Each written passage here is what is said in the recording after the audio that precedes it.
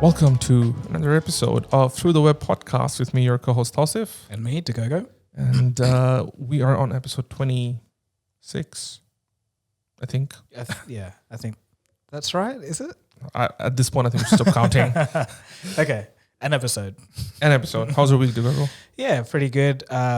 Released a video on Adam Neumann yesterday. And another one on Nebula, on the electric vehicle, which was the first modern electric vehicle, which was the General Motors EV1. So I think our listeners would know about Nebula. Do you want to? Yeah, it's a streaming service that was made by YouTube creators. So it's like, I don't know, a Netflix, but for creators or that kind of idea. And it's, a lot cheaper than that. So it's basically Cold Fusion has some exclusive content there. So if you're a fan of Cold Fusion, if you like listening to the topics that we talk about, there's actually a video in there that you can access. More details on the YouTube channel, on the YouTube video. The last video and you'll see. Yeah. Other than that, how's anything interesting you watched this week?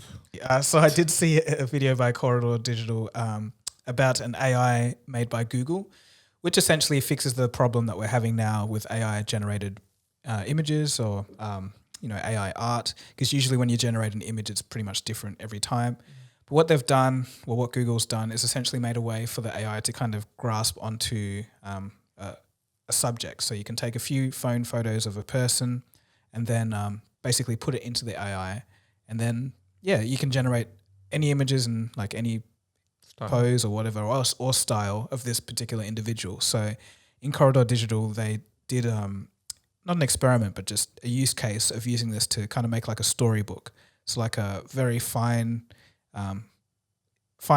illustrated storybook of the different people in the office in this kind of grand tale of like a Lord of the Rings or that kind of thing. So it was amazing. Just looking at that, I was like, wow, I can see so many use cases, and it's just, another week, another day, AI is just progressing again. It's just really, exponential. Yeah, he sent me the video, and I just didn't get the time to watch it. So, but that's because I wanted to hear it from you straight. So but something interesting they did mention was previously when you tried to do this, it would make the whole AI like data set unstable. So Google's innovation was kind of stopping that and making sure you can just slot in a new photo and it works. So and it's I think I saw the Instagram version of that video, and there was like a pixel version. There's like all these different kinds of style that you could do. It almost feels like an evolution from the avatar that you could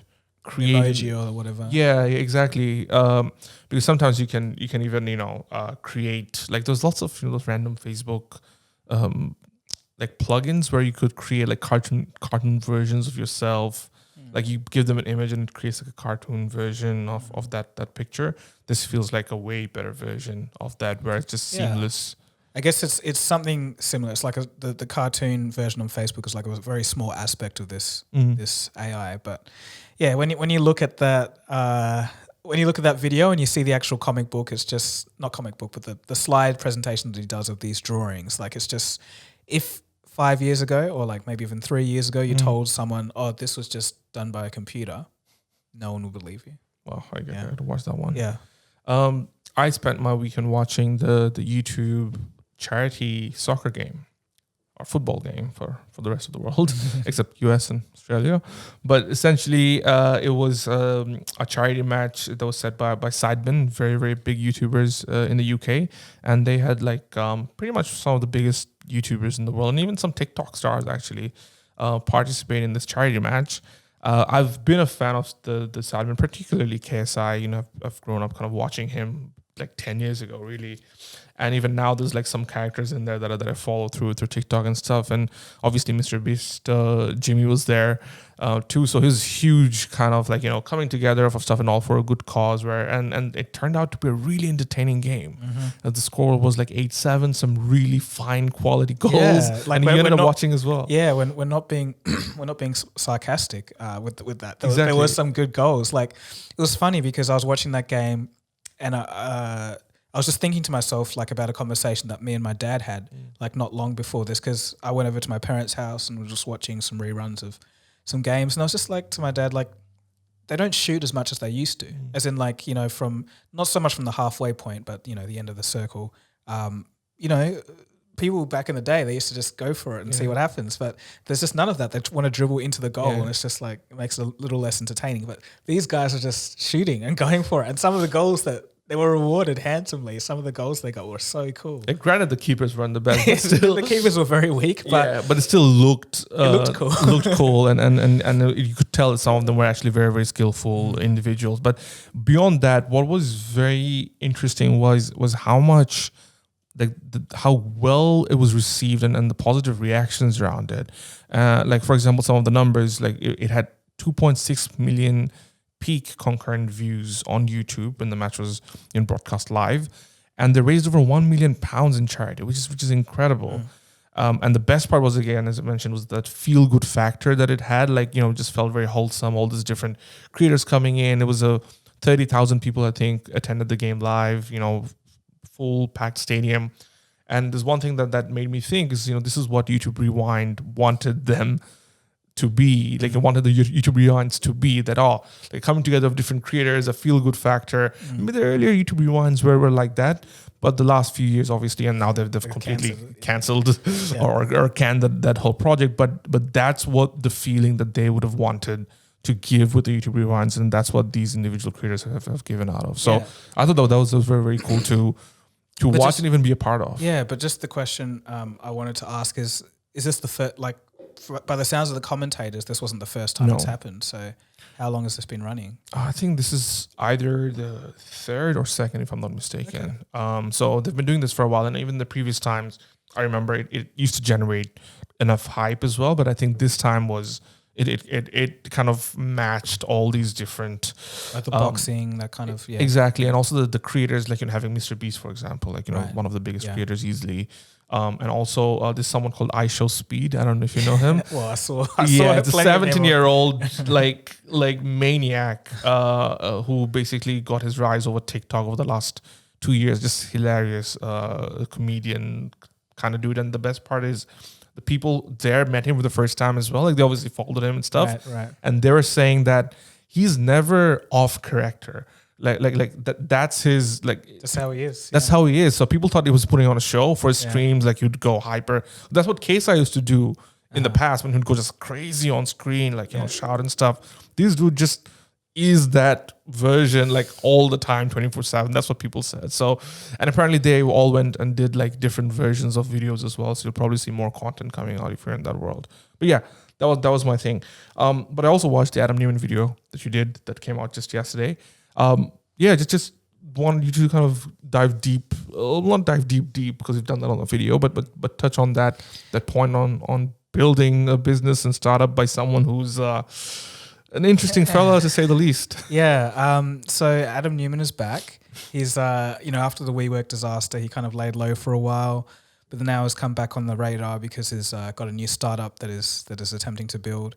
But the probably the most bizarre thing about it is, before he's even done anything, like, he's already got $1 billion in investment, and a big chunk of this came from Andreessen Horowitz, which is like an investment firm, and they're, like, you know, behind some of the biggest names like Uber and Airbnb and all that kind of stuff.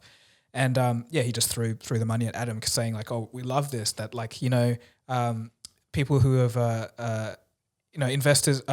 People who've built successful businesses can do it again, essentially. So he's just banking on Adam Neumann to drive up this hype and essentially, you know, raise his investment. And who knows what's going to happen after that? Is he going to crash the company?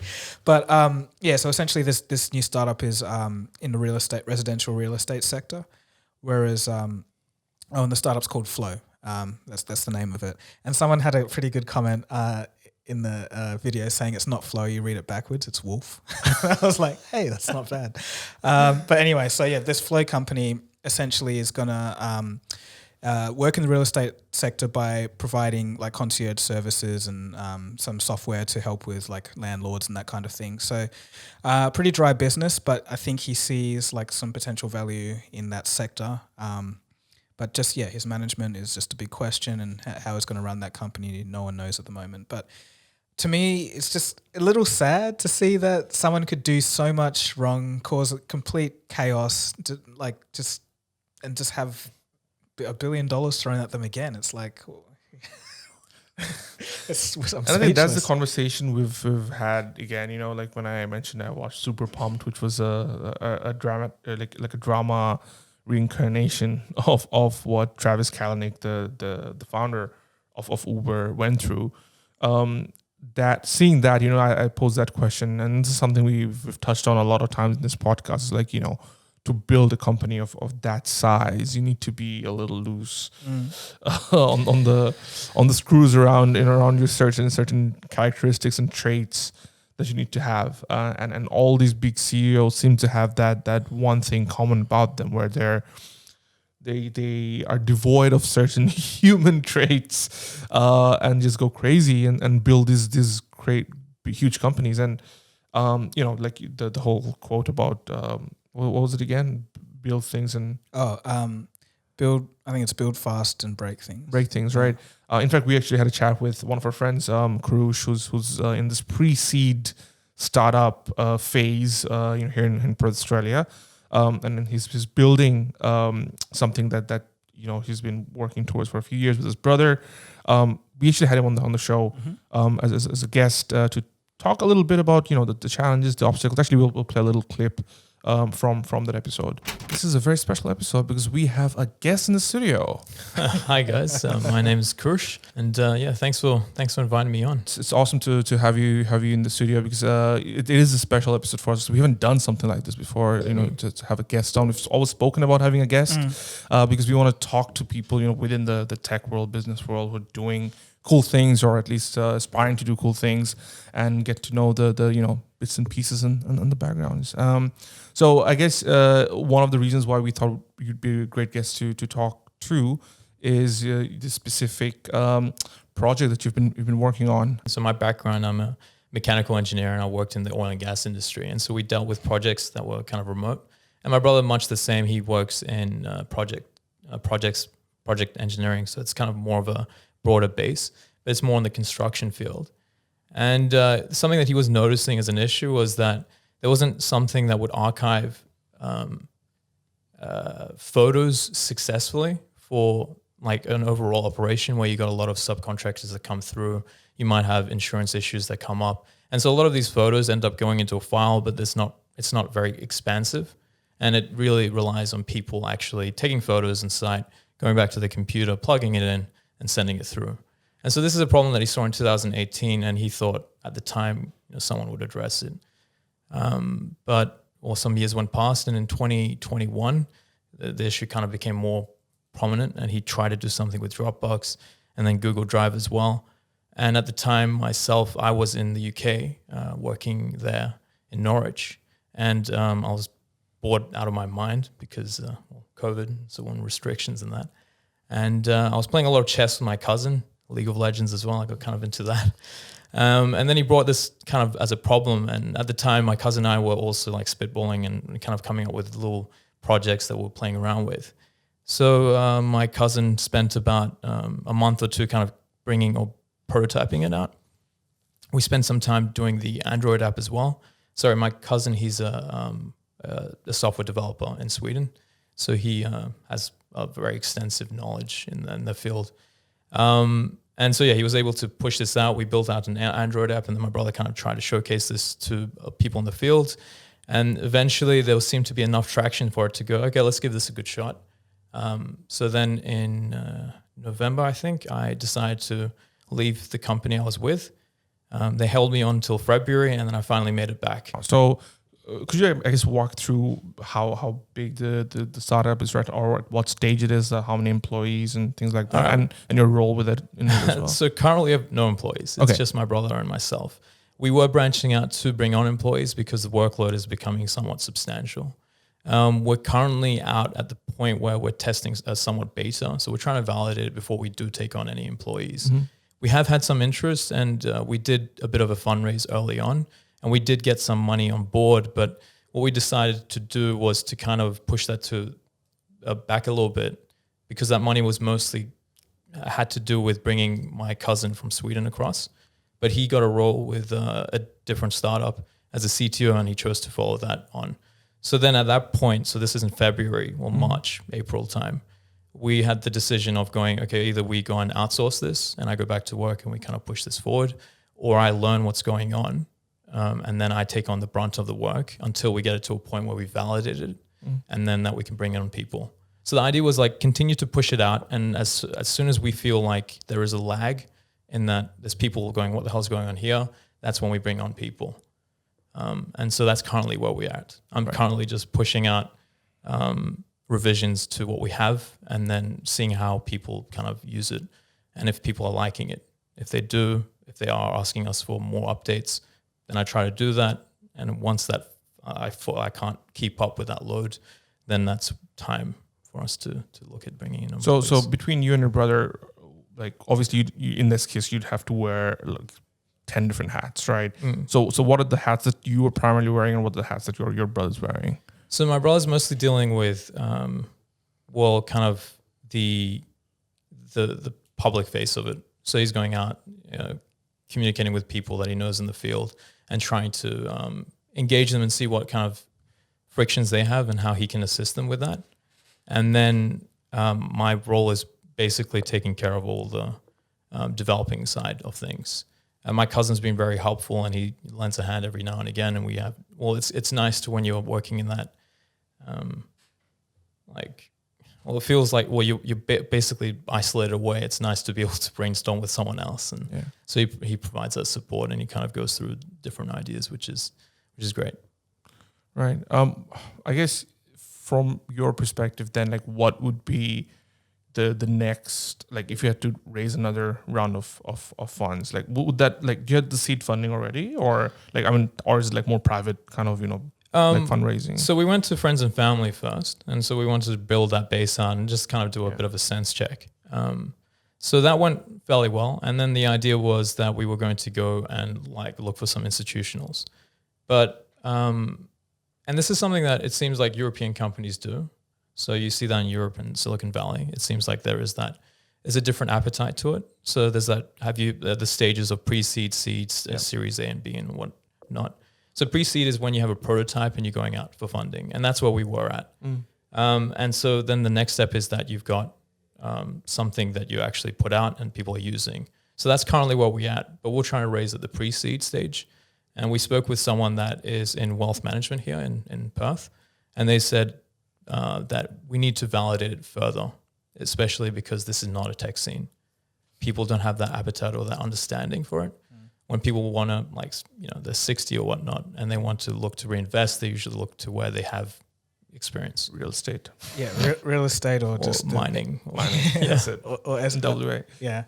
What has been your biggest struggle as a startup co-founder? Well, I feel like basically, I mean, my knowledge on programming was like Python. That was it prior to February. And I learned a little bit of Kotlin because we built out the Android app. I say we, mostly my cousin. I just kind of like looked and was like, whoa, I'll do this. So that's enough credit. That was all. I was just the cheerleader in the background. I was just kind of supporting him. But then afterwards in February, when he said, look, I'm going to continue on with my startup, we went, okay, like as I said earlier.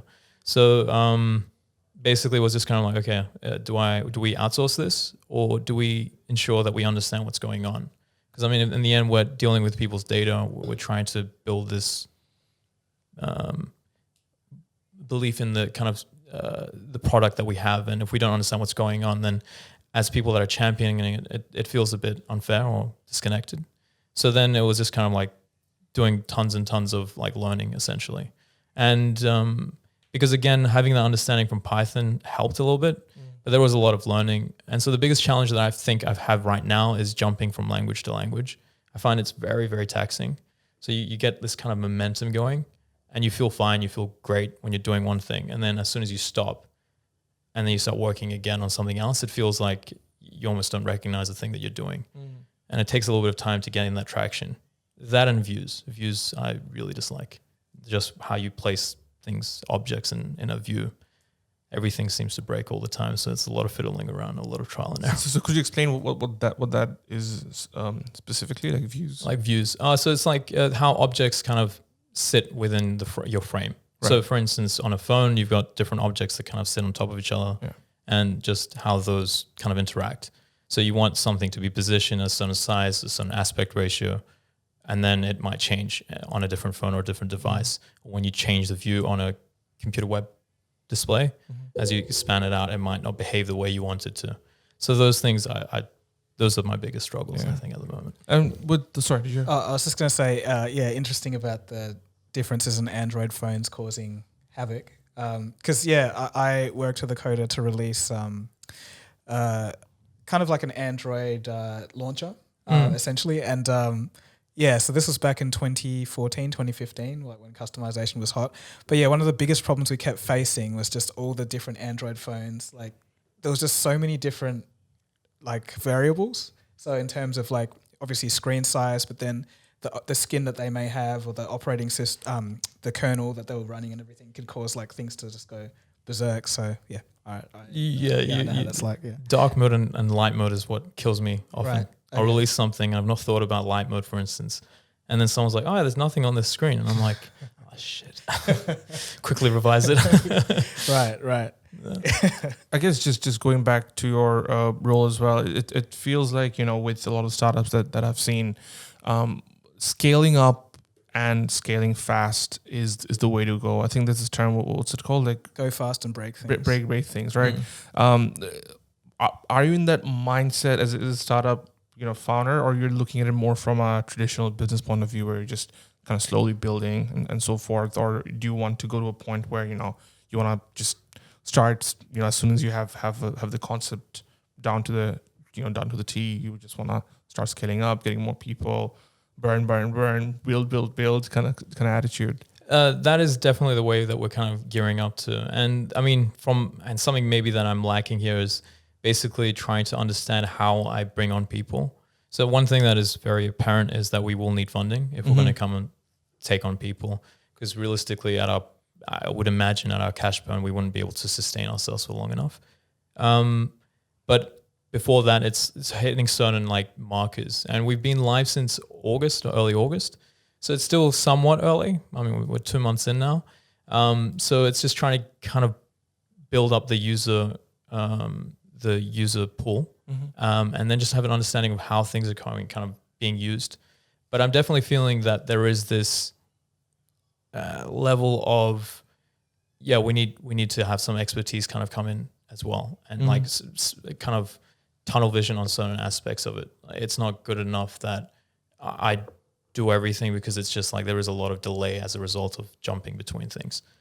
100%. And I think, I've worked at startups before, and I think the biggest thing that makes or breaks a lot of startups is the hiring process of how you bring the specialists and the experts into the positions that you need. And sometimes through the, idea of wanting to build, you just get whoever is good, at least on paper. But then, the long-term vision of something, just to realize that with an entire team, because you have it in your head, right? That, because it's your baby, right? Yeah. But then to impart that to an entire team that just keeps growing and growing and growing, that is just the hardest part that I've seen for startups. It's just being very wary of who you hire and how you hire as well. One thing that I've picked up is, like lots of people are good at interviewing, but not necessarily good at their jobs. And that's a distinction that I've had to make in a lot of places where either I've hired or even when I've gone to interview, because I'm thinking, I'll just be, when I've given interviews to companies, I usually nail them, because I think from a marketer's perspective, we're like, and as soon as I'm done with the interview, it's like, oh shit, what do I do now? Because I've only focused on the interview, not so much on the job. I think that's gonna be probably your next big hurdle. But it's something like, obviously we've gone about learning different things. We lean on people's advice, and hopefully we can kind of gauge as to what we need to do and when we need to do it. But hiring is definitely the next close step. What would be your ultimate goal with this startup? Like, say 2022, we're ending 2022. So I don't know, say by 2025, where would you want to be with this project? ideally? It's hard to say. I mean, we have some grand visions in mind, but it's kind of, to be honest, it's just try to push things as quickly as possible to either relieve us of, okay, this idea doesn't have merit, and that's that. It's fine. We'll close up shop. We've learned what we've learned, and we'll move on. Or this idea has merit and it's building and it's growing, and this is where it's going. So that's currently the way we're thinking. And it's hard to say that what time we might reach certain things. We're trying to keep our kind of horizon very, very short. I mean, our overall goal is to be able to facilitate, say, all of Western Australia and maybe the world in the way that they manage their projects with our tools. Just a question. What are your thoughts on competition, like market competition? Say like Google puts out like some kind of special project app just for like documenting photos and the way that you're doing. Like how have you thought of it? Well, obviously you've thought about that, but like, yeah, what are your thoughts around that? So we realize that, yeah, there is the potential for a big player to kind of come into the market and then just completely override us.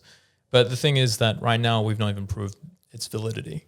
So it's hard for, I think, with companies that are that large, they require, there's a lot of moving parts. And so when they go around to kind of making a decision on something, they need to have that form of validity.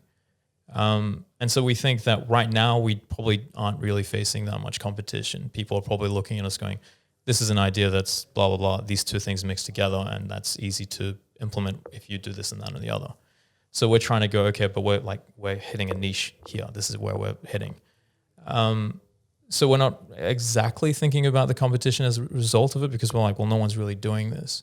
My brother's been sitting on an idea similar to this since 2018, thinking that Google would quickly come to the rescue and solve this problem.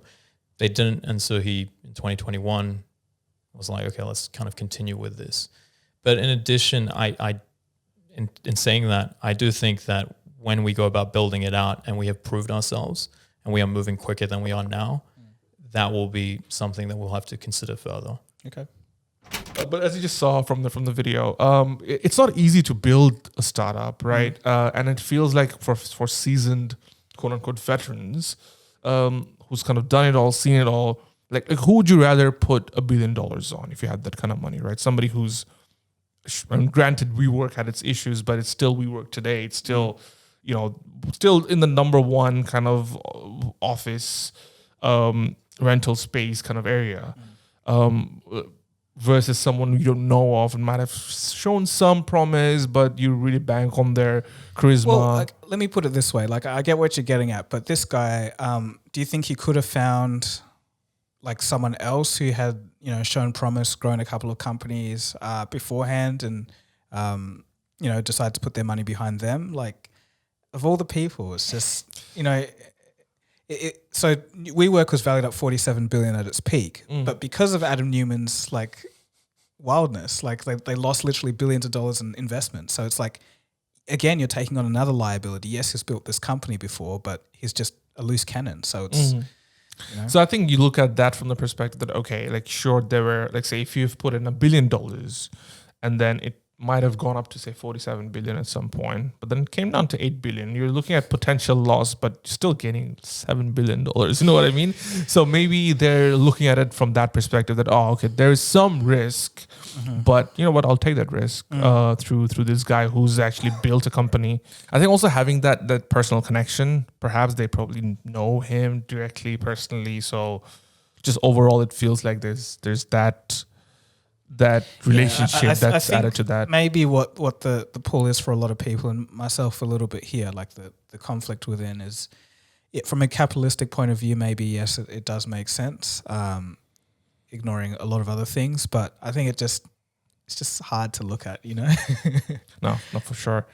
Do watch that video on Cold Fusion's YouTube channel. So if you're listening in and you don't really know Cold Fusion, do look it up, and watch it on YouTube.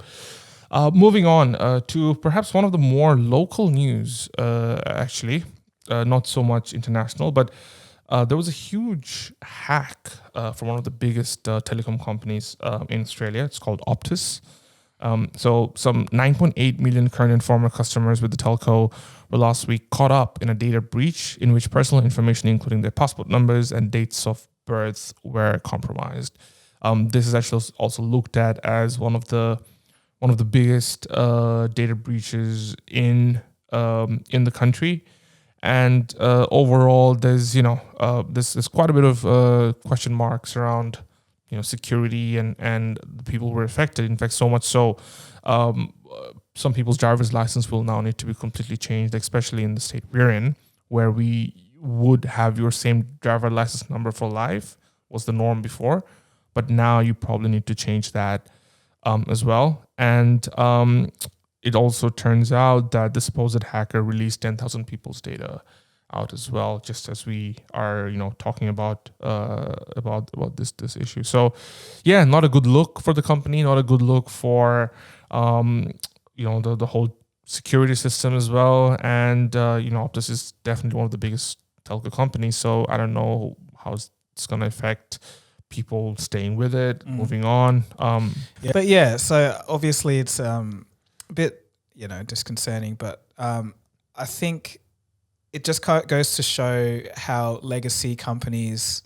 maybe might not be up to date with their security. So, for example, we had Rockstar who was hacked, and then what was it, Uber he teenager hacked before, and then like Samsung and other companies have been hacked, major companies. And if it's like these are in the tech space, they're on the cutting edge, they should know about this.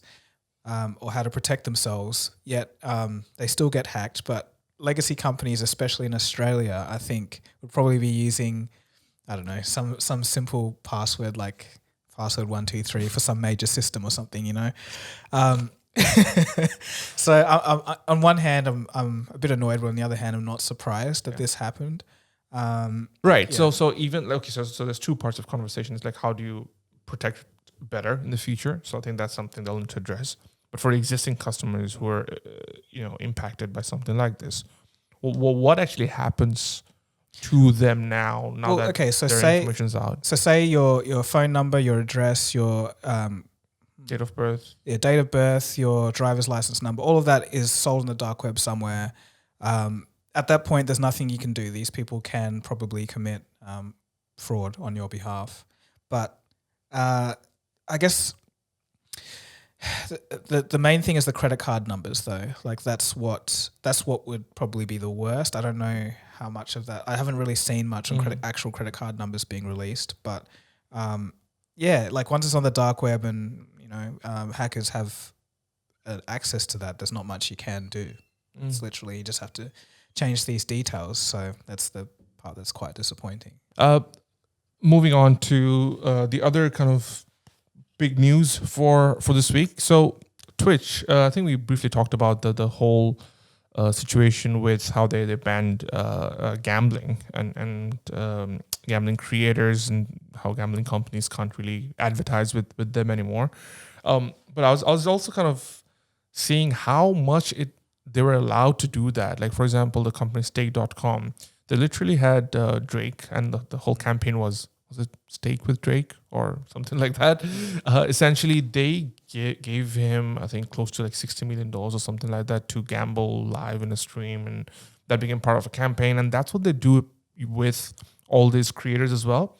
So on one hand, the creators feel like, it's not my money that I'm playing with, but it also sets like unrealistic expectations that, these are like some of the big numbers you can win potentially. So while they were using their own, the companies were using their own money to help facilitate these streams, it just seems like it just kept getting bigger and bigger and bigger to a point where it just became it just all crumbled up. Weren't you saying it was like number 8 or something of the content watched? That's right. So even though that came as a positive news for Twitch at that time, that they've taken some interesting steps, and lots of creators were like quite happy because some big creators within Twitch were fighting for this kind of content to be off Twitch, right? As soon as that happened, they released a statement talking about how they were planning to monetize the creators in terms of like the revenue sharing. So they plan to standardize the revenue sharing agreements with streamers, reshaping the earnings landscape for top creators who've historically been able to pocket a bigger portion of the money that they generate through paid subscriptions on the platform. So 70-30 was allocated to some creators, but that would now be discontinued and brought back to normal 50-50 split. The worst part is this 70-30 wasn't common knowledge. So they would actually go and speak to these top creators personally and set these numbers, and the rest of the creators wouldn't actually know like what others were getting a deal. So they actually didn't have any hard and fast criteria outlining who got the better revenue split, but all of that is now gone. It's just 50-50. So they had a big win with the gambling situation, and all of a sudden they decide to release this on that note, and people are mad. Like the creators are mad. They're looking to move to, YouTube, for example, where I think it's historically been 70-30 for live streams at least, and it just feels like Twitch kind of can't just get it right. They just hit themselves on their own leg. Yeah, and I heard a bit more to this story. Apparently, they were doing this massive Twitch live stream of like hiring, who was it? I don't know if it was Lizzo or something like that. But yeah, some big artist that would have cost a whole bunch of money, and people are saying like, you're doing this reversal of the split to save money, and then you're going and spending money here. So I think it's a bad look for the PR of Twitch, like whether this is going to be a long drawn out thing where people just slowly leave over time, or will it be that people just kind of forget about it and kind of go back to Twitch? But I'm not a big Twitch person. I'm not in that world, so I can't really speak too much on that. But I just I'll be curious to see the numbers of people who have migrated over to YouTube or any other streaming service. Yeah, and then that actually makes me question about YouTube a bit more because, obviously YouTube has always been in that mid to long form kind of content space, right? So you're looking at 10, 15-minute videos, okay, sometimes 20, 25. And these days you get a few long form podcasts that are quite popular, but generally that's kind of the range. And then they got into the shorts world, right? Especially with an announcement last week that they're going to add a revenue split for that as well, which by the way comes with a caveat that we didn't speak about last week. So was it 45-55 split?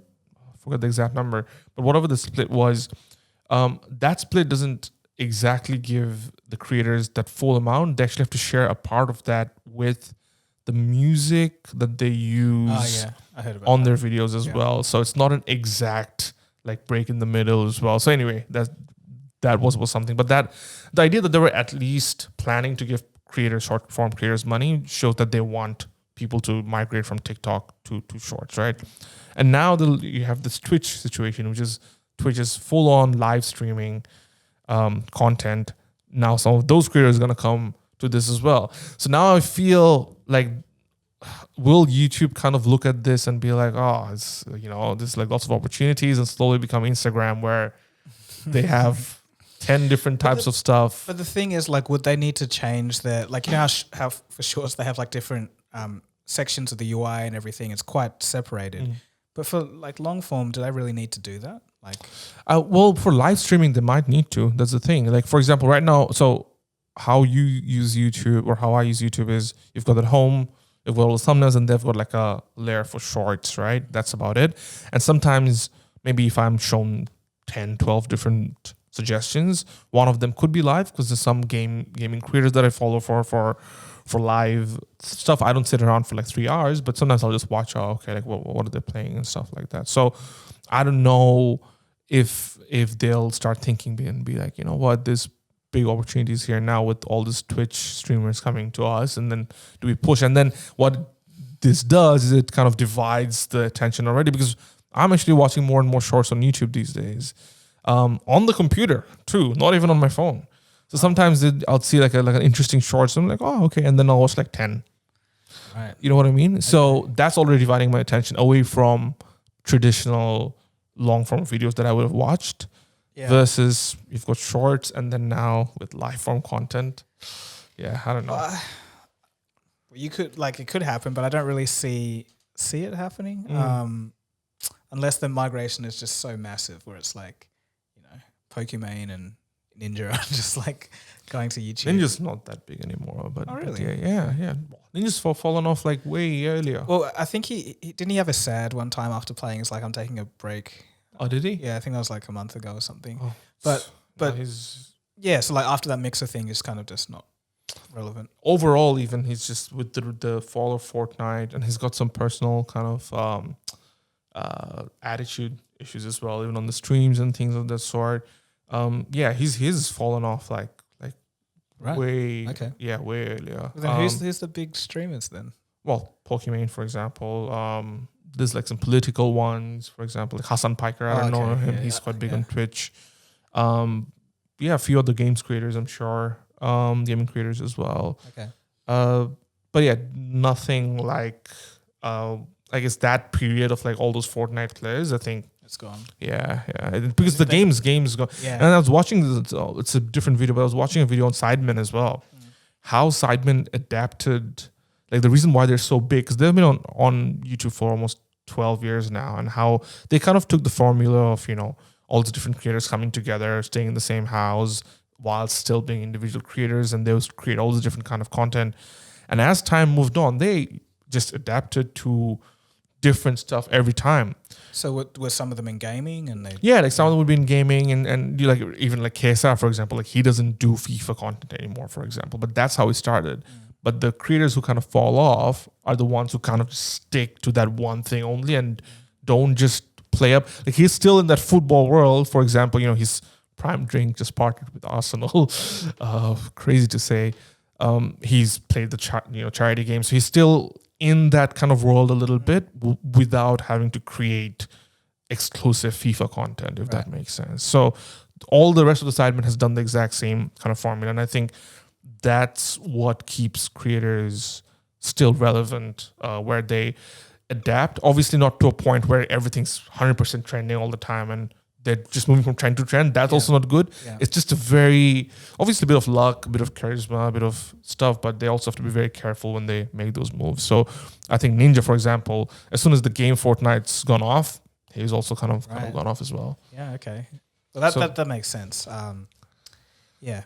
Moving on to the next story, I thought this is going to be an interesting one because even though the whole blockchain NFT world's kind of died down a bit, Walmart just launched a pair of immersive experiences within the online gaming platform Roblox. So the retailer is presenting the launch as an ambitious move into the metaverse, but the experiences to online worlds dubbed Walmart Land and Walmart's Universe of Play are basically just ways to advertise toys to children. Roblox may seem trivial, but it has more than 50 million daily active users. That's incredible. 50 million daily active users. Two-thirds of which are under the age of 16. That means that it's probably Walmart experimenting with virtual worlds to try and hook this market. So essentially you're building this middle ground of bringing these digital people, selling some toys that are digital, and then perhaps bringing them to the store to get the physical versions of them. Something that obviously Fortnite and Minecraft has done in the past with seeing whole sections of them in Target and Kmart. But I just thought this is how a lot of the companies will start taking advantage of these quote unquote metaverses. Yeah. Well, apparently Walmart's actually kind of like a forward-looking brand in terms of technology, which is strange. But it makes sense for them to look into this, especially that, you got a market of 50 million daily active users. And as you said, 2/3 of them are under 16, which means that they'd want some things to play with. So it's instead of advertising in front of a children's commercial or on YouTube, you could do this Directly. Yeah, you could do it directly, but see, I don't play Roblox. I don't know how things function in there. Do people go to these kind of things? Do people, or is it just? My nephew plays it, and essentially from what I've seen, it's basically like these different worlds within the game itself. So it's like almost like there's like little economies existing, like little places existing within the game itself. Yeah, games within the game. I've heard about that, but I'm talking about like, say if Walmart builds this center. The kid's going to be like, oh, that's uncool, I'm not going to go. Or is it just like, oh, there's something in Roblox? Let me go and I think explore. they'll have something that hooks them in. For example, like Fortnite, for example, had that crazy Travis Scott concert, which I was, I followed quite intently. I was just a big Travis Scott fan, and just like all these events style stuff that they've done has been generally successful. Okay. And essentially, like Warzone, for example, had that. When Kong versus what's it called, Godzilla came out, Yeah. they actually had Kong and Godzilla in the game itself while you were like fighting with others. It was probably the age group was a little bit off for an event like that, but you know what I mean, right? Like, so the events like that usually has a lot of interesting pull for these digital experiences. So I would imagine they would have something more on top of just having a Walmart land, and maybe they'll have like exclusive Roblox content or Roblox digital items that only exist in that. So I'm missing Walmart. But how do you get from the digital item to transferring that to a real purchase? Would it be like you buy this digital item in the world and you get a discount on a real toy? No, I think they probably want to have both, like a holistic kind of thing. Maybe just feels cool to have maybe a backpack with something that you bought digitally. So imagine, like you play Roblox with your school friends, and there's something within that metaverse that's very appealing. And then you're one of the cool kids who also has that backpack with that specific digital item that, goes to school every day and nobody else has it or something. And it's kind of like NFTs. it is a little bit, isn't it? And that's the whole point of this whole metaverse. Yeah. The thing is that ground or that bridge. And you're right. I think I saw this image where Walmart actually has this, like how you have different aisles for different things. Walmart actually had this aisle for influencer products. Oh, so that makes I remember sense. seeing an image of that. I'll try to look it up, but essentially they would have like, say YouTubers section, like, Mr. Beast would have all his t-shirts in Walmart just for that, or some other big creator would have, and obviously they would have, like, generally the type of families who would go to Walmart, that's the kind of, and who would watch those kind of content would be the ones who would have their merchandise within Walmart as well. So you're right. I think that's the way they'll probably start, and maybe have a section where it's exclusive Roblox aisle for these kids to just get lost in. And for those watching, we don't have Walmart in Australia, so That's right. That's We're all basing this off of things we see through the web. through the web. Yes. Moving on to another interesting story that I found this week was that Samsung has launched 2 credit cards in India, entering a crowded category that sees more than 50 companies fiercely compete for customers' attention in the world's second largest internet market.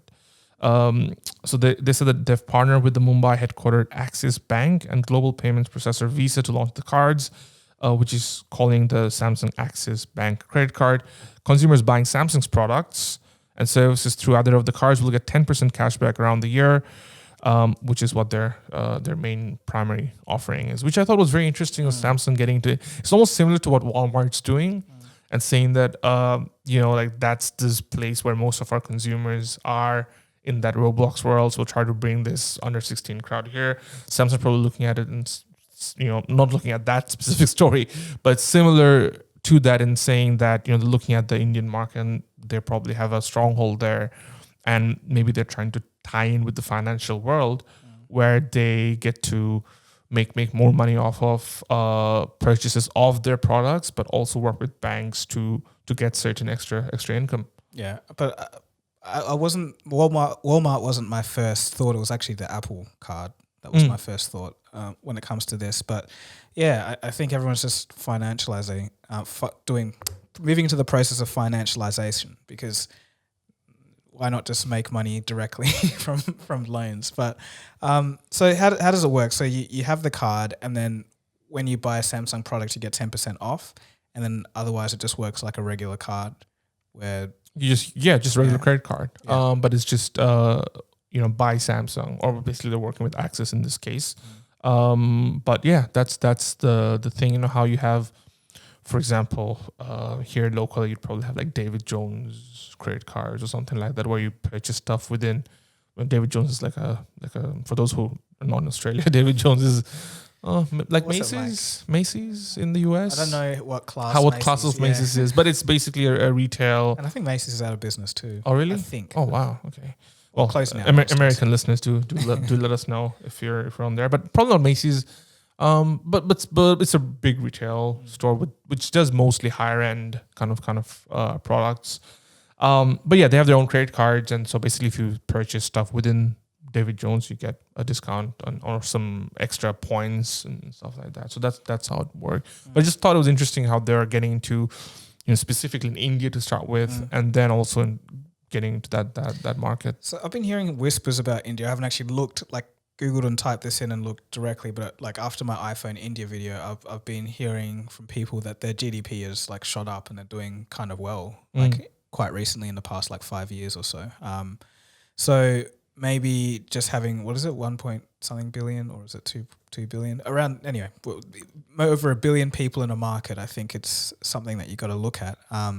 Just the amount of money they can spend, though, is another question. But apparently it justifies going in there for Samsung. So I think that's very interesting. No, for sure. The found story of the day is actually something that happened this week again. Is in a world first, NASA has crashed a spacecraft into an asteroid in an attempt to push it off its trajectory. So technically, it's not a world first because it happened outside the world. 2 out of 10. Come on, man. I had written that there. But essentially, for those who don't know, the double asteroid redirection test, or DART, is meant to test one potential approach that could prevent an asteroid from colliding with Earth. And essentially, that happened over the week and was pretty successful. So this is off the top of my head.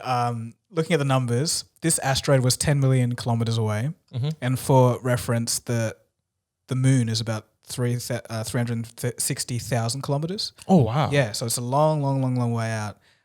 The satellite was the size of a refrigerator, and the asteroid was the size of the Great Pyramid. So that's kind of putting everything into perspective. But it's what they actually did was they targeted another asteroid that was bigger, that they could actually see better, that was kind of close to it. And then they shot this out in that direction and then kind of at the last minute guided it towards the target. So it took how long did it take? I think it was like a few months to get out there. Wow. But yeah, 10 million kilometers away is no joke. That's sure. Fun. And I think they also, they probably had the targeting algorithm as well that helped it lock into the moving object and essentially help, fixate to it and push it away. Do you know what happens afterwards? Do they still track? Yeah, so apparently there's another mission that they're going to do to just study if it's changed the trajectory or not.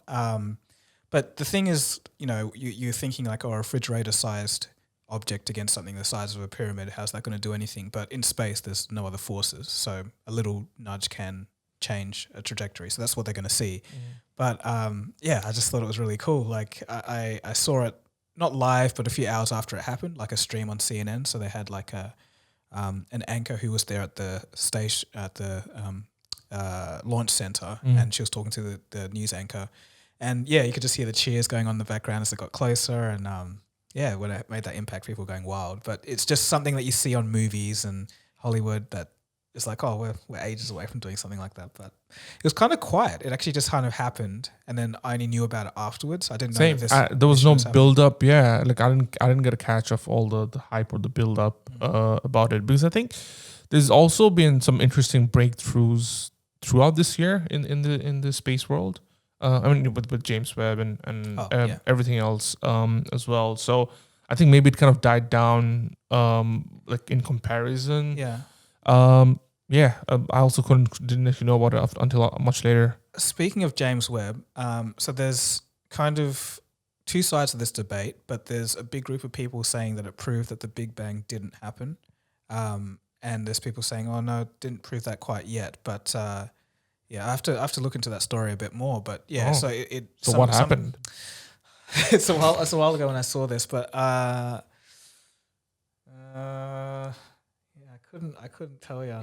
I can't actually remember why, but that was the conclusion. But probably cut that out because I got nothing. No, it's fine. It's an interesting debate as well because, there's so much about this topic of because I think that also informs a lot of personal belief system that people have about Big Bang and religion and all that kind of stuff. So, I personally think even if we get 100% proof that the Big Bang happened or didn't happen, there's always going to be a certain group of people who would either really believe it or don't believe it at all, regardless of what the outcome is. So, in some ways, it feels like inconsequential to sway public opinion, but for scientists, obviously, it will inform so much more about the world that we live in and the universe in general. So.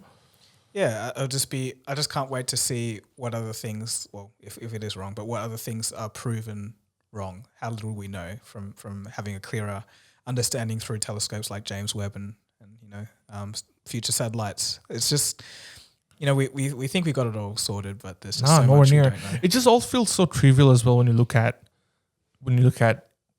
the images that come from James Webb or just studying more on this. It just feels like almost like a separate thing altogether, like from our daily lives day to day, and you don't think about this kind of stuff, but then you look at it and you just kind of get lost, like in awe, right? Like what's happening here, and you don't really get much to think about it until after, because we're not in that field. I guess it'll be interesting to talk to someone who's in that field, like what's their life perspective like.